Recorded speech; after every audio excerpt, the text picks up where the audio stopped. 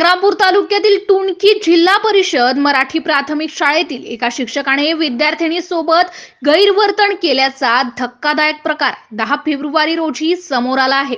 या घटनेची माहिती स्थानिकांना मिळताच महिला वर्गाने शाळेकडे धाव घेऊन गैरवर्तन करणाऱ्या शिक्षकाला चांगला चोप देऊन त्यास उद्यापासून शाळेत येऊ नये अशी सक्त ताकीद दिली आहे। मुख्याध्यापक आणि शाळा व्यवस्थापन समितीने या गंभीर घटनेची माहिती लपवण्याचा प्रयत्न केलाय आणि शाळेची बदनामी होऊ नये म्हणून प्रसार माध्यमांना सुद्धा बातम्या प्रकाशित करू नये असे सांगण्यात आले।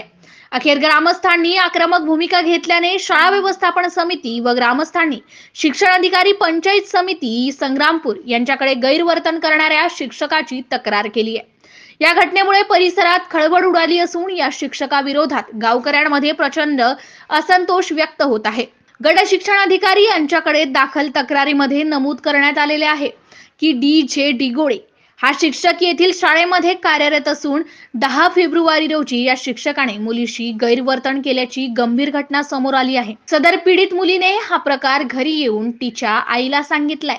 यावरून शाळा व्यवस्थापन समिती व ग्रामस्थ यांनी तक्रार दाखल केली आहे। या शिक्षकावर कार्यवाही करा अन्यथा 7 दिवसानंतर शाळेला कुलूप ठोकण्यात येईल असा इशारा ग्रामस्थांनी दिलेल्या तक्रारीतून देण्यात आला आहे। डिगोळे हा विकृत शिक्षक तसाही वादग्रस्त असून इतर ठिकाणी शाळेवर कार्यरत असताना सुद्धा त्याने असे कृत्य यापूर्वी केल्याचे समजते।